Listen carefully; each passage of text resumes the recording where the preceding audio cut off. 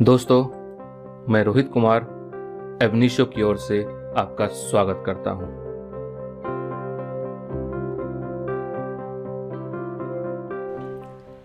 इस यूनिट का फिफ्थ और इम्पोर्टेंट केस है Sakar Lal Narayan Lal versus CIT AIR 1965 Gujarat high court का केस है। इस केस में होता यह है कि साकर लाल नारायण लाल दो कंपनी के प्रोप्राइटर रहते हैं। First Sakar Lal sons and company and second Meenakshi trading company. इन दोनों कंपनी का बिजनेस करने का नेचर अलग होता है। Sakar Lal sons and company agriculture business को देखती है, जबकि इस एग्रीकल्चर बिजनेस से जो भी उपज होता है उसके processing, trading, business and export के लिए मीनाक्षी ट्रेडिंग कंपनी देखती है। अब होता यह है कि 1952 में इनके एक मित्र ने इन्हें बताया कि गलका का कल्टीवेशन करना बहुत ही फायदेमंद है। और गलका का मतलब है जो मार्केट में मिलता है तुरई, कुछ लोग उसको नेनुआ भी बोलते हैं, कुछ लोग झींगा भी बोलते हैं। एक तरह की सब्जी है, उसी की ये वैरायटी है गलका। तो इनके दोस्त का कहना होता है कि गलका कल्टीवेशन बहुत ज्यादा फायदेमंद है। इस चीज को लेकर के साकर लाल ने 1952 में एक एग्रीकल्चर लैंड पे गलका कल्टीवेशन चालू किया और इस गलका के कल्टीवेशन के लिए सीड्स अब्रोड से लाते हैं। तो इस प्रकार से जो भी गलका यहाँ उपजता है that is not of indigenous quality, और जो भी यहाँ गलका उपजता है उसका वैरायटी जापान के फॉर्मोसा की वैरायटी से मैच खाता है। उसका जब गलका का कल्टीवेशन हो जाता है देन उसके बाद आफ्टर प्रोसेसिंग उससे लोफा बनाया जाता है और इस लोफा को बेच दिया जाता है मीनाक्षी ट्रेडिंग कंपनी के पास ट्रेडिंग के लिए। और इस लोफा का यूज होता है शू बनाने में। फर्स्ट ये अपने लोफा को भेजते हैं इंग्लैंड में, लेकिन वहां पर इसकी सेल नहीं हो पाती है और वहां परचेज टैक्स इतना लगने वाला होता है कि इन्हें बिजनेस लॉस होने का डर होता है, तो वहां पर इसका सेल नहीं हो पाता है। बट स्टिल उन्हें इस प्रोसेस में काफी कंसिडरेबल अमाउंट लॉस होता है, लाइक 1,85,932 रुपीज का। अब होता यह है कि जो भी वो कल्टीवेशन करते हैं गलका का, उसका अकाउंट मेंटेन करते हैं इस कंपनी के साथ, जबकि जो लूफा तैयार हुआ है उसका अकाउंट मेंटेनेंस हो रहा है इस कंपनी के साथ। इस कंपनी में ये दिखाते हैं कि गलका का प्रोडक्शन के बाद सेल इस पर्टिकुलर कंपनी में किया गया है एक पर्टिकुलर रेट पे, और लूफा जो कि इसके लिए रॉ मटेरियल है इस पर्टिकुलर कंपनी के लिए, वहां इन्हें लॉस होता है 1,85,932 रुपीज का। उस चीज को ये बिजनेस लॉस के रूप में दिखाते हैं। अब बात आती है 1954, 55, 55, 56 एंड 56, 57 असेसमेंट ईयर की।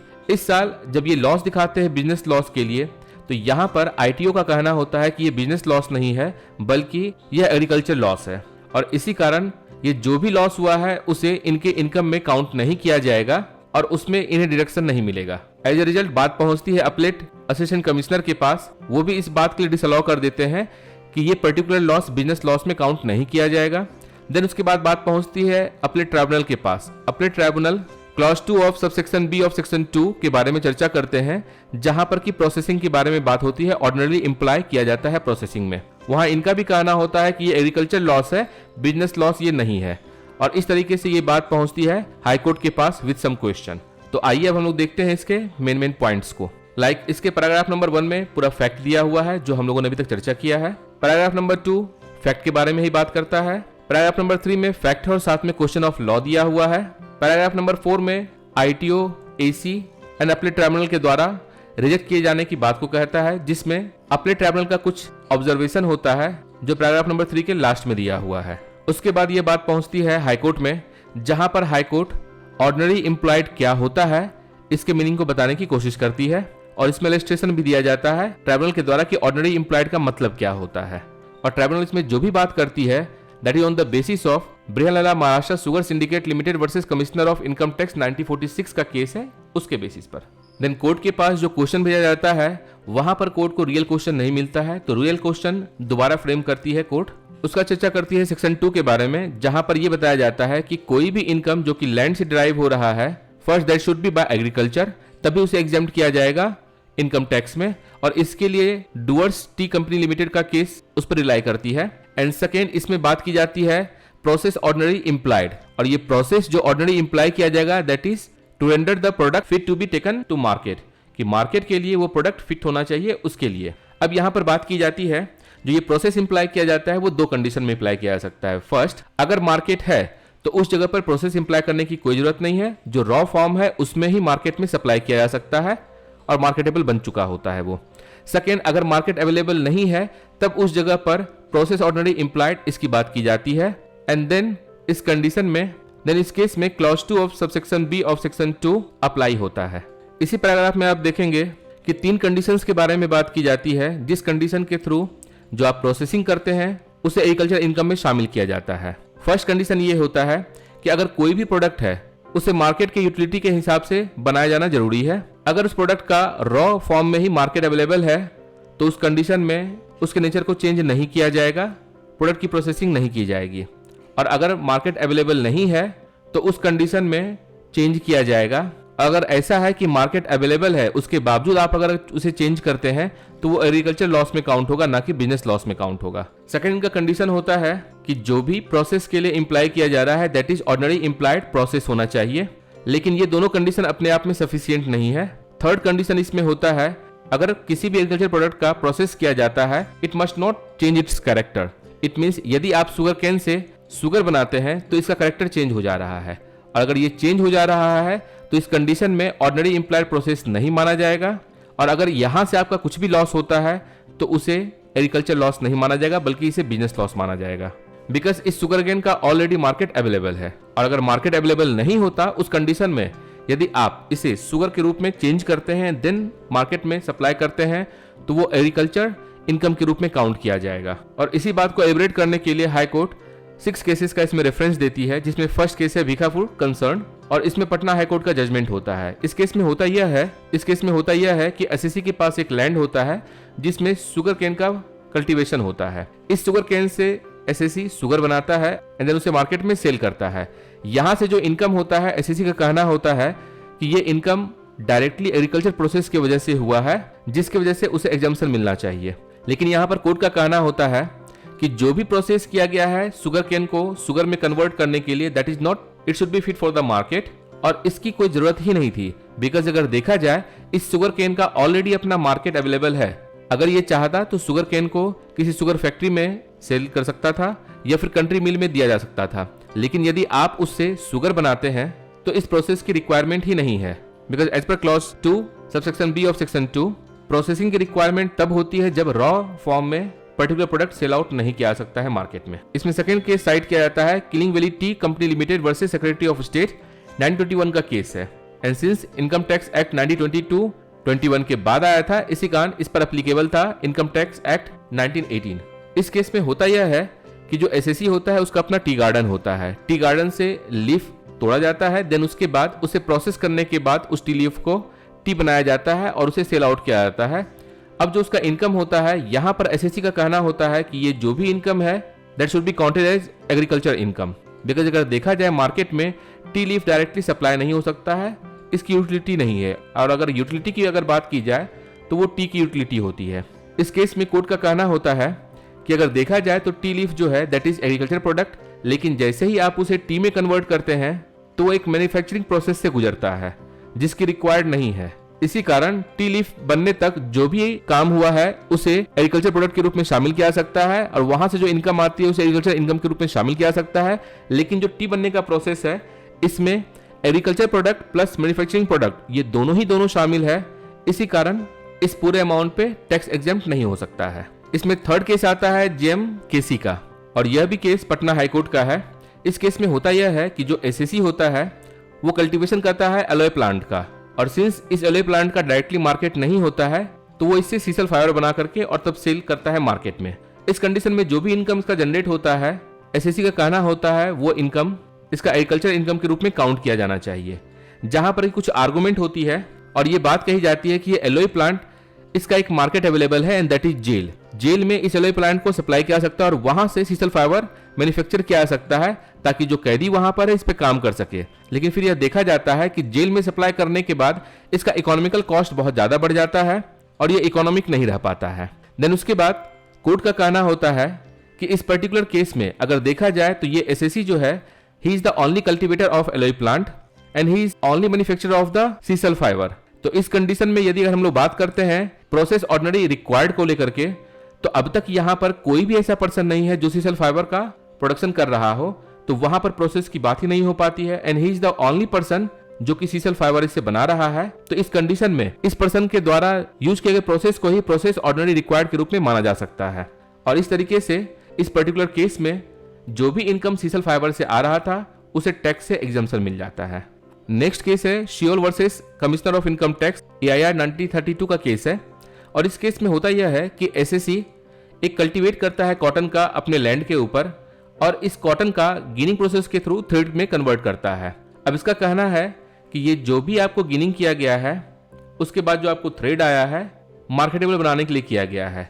इसी कारण जो भी इनकम यहां से जनरेट किया जा रहा है that should be counted as agriculture income और उसे इसमें एग्जम्प्ट मिलना चाहिए। लेकिन यहाँ कोर्ट का कहना होता है कि कॉटन का ऑलरेडी अपना एक मार्केट है और बहुत सारे ऐसे कल्टीवेटर्स हैं जो कि कॉटन को मार्केट में डायरेक्टली सप्लाई करते हैं और गिनिंग जैसे प्रोसेस की कोई रिक्वायरमेंट नहीं, it is not an essential process. और जब ये कोई एसेंशियल प्रोसेस है ही नहीं मार्केटेबल बनाने के लिए तो उस कंडीशन में जो भी इनकम आफ्टर गिनिंग इसे मिला है that cannot be counted as agriculture income and it doesn't fall under clause 2 of subsection B of section 2 और इसी कारण इसके ऊपर टैक्स इंपोज की जाती है। इसमें फिफ्थ केस है Brihan Maharashtra sugar syndicate limited versus commissioner of income tax. और इस केस में होता यह है कि जो SSE होता है उसका अपना लैंड होता है जिसमें वो शुगर कैन का प्रोडक्शन करता है। इस शुगर कैन से वो गुल बनाता है और उस गुल को मार्केट में सप्लाई करता है। जो भी यहाँ से इनकम आता है उसमें यह टैक्स एग्जम्पशन चाहता है, जिसको लेकर के ITO का कहना होता है कि ये एक ऑर्डिनरी प्रोसेस नहीं है गुल बनाने का, क्योंकि अगर देखा जाए इस शुगर केन का ऑलरेडी मार्केट अवेलेबल है। और इससे पहले वाले केस में GMKC वाले केस में इस बात को एस्टेब्लिश किया गया था पटना हाई कोर्ट के द्वारा कि यदि मार्केट इसका ऑलरेडी अवेलेबल है तो उस कंडीशन में इसे रॉ फॉर्म में ही सप्लाई किया जाएगा, इसे प्रोसेस करने की जरूरत नहीं है। इसी कारण इस केस में इस SSE को जो भी इनकम होता है उसको टैक्स एग्जम्पशन से बाहर रखा जाता है और उसके ऊपर टैक्स इंपोज किया जाता है। इसी केस में आप देखेंगे डुअर्स टी कंपनी लिमिटेड के बारे में बात की गई है, जो इनफैक्ट हम लोगों ने पहले भी चर्चा किया था कि जो भी प्रोसेस ऑर्डिनरी इंप्लाइड किया जाता है उसमें दो चीजें हो सकती है। फर्स्ट, जो प्रोडक्ट है वो अपने ओरिजिनल कैरेक्टर में रहता है और सेकंड, अपने कैरेक्टर को ये चेंज कर देता है। अगर प्रोसेस जरूरी है, नेसेसरी है और ऑर्डिनरी इंप्लाइड है तो उस कंडीशन में एग्रीकल्चर इनकम में काउंट होता है। अगर इसका नेचर चेंज होता है तो वो एग्रीकल्चर इनकम में काउंट नहीं होता है। But there is a condition जहां पर कि इसका नेचर चेंज होने के बावजूद ये एग्रीकल्चर इनकम में काउंट होगा।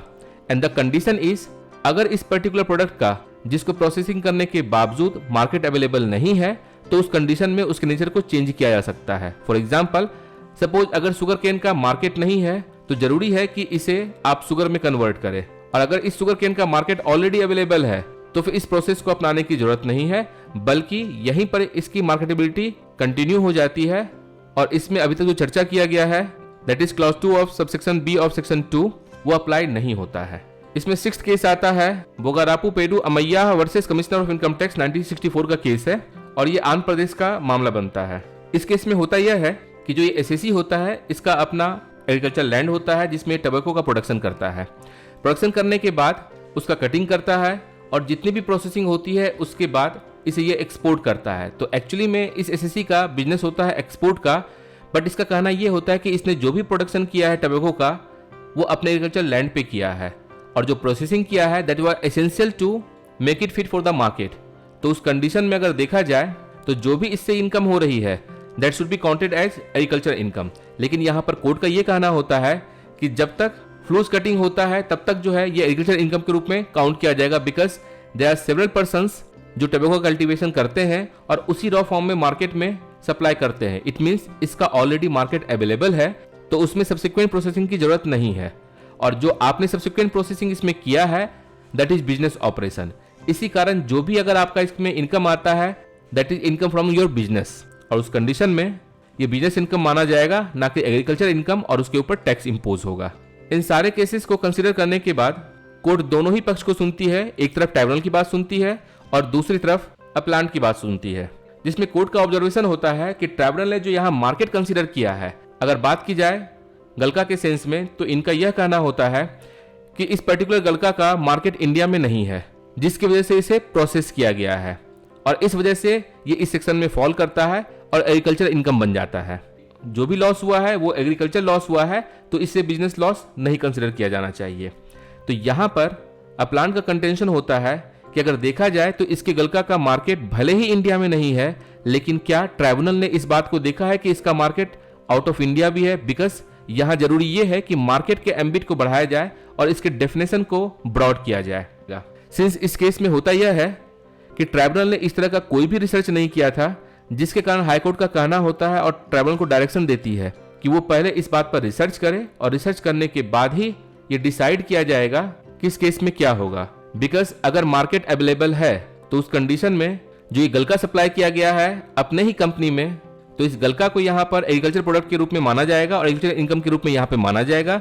लेकिन जब इस कंपनी ने पे किया है तो बिजनेस ऑपरेशन का पार्ट हो जाता है और उस कंडीशन में जो भी इसका लॉस हुआ है उस पर टैक्स एग्जम्पशन मिलेगा। लेकिन यदि ऐसा होता है कि इस गलका का मार्केट अवेलेबल ही नहीं है, उस कंडीशन में जो इस गलका से लूफा बनाया जाता है, इस लूफा को clause 2 of subsection B of section 2 में ऑर्डिनरी प्रोसेस इंप्लाई के रूप में काउंट किया जाएगा और जो भी लॉस हुआ है उसे एग्रीकल्चर लॉस के रूप में माना जाएगा।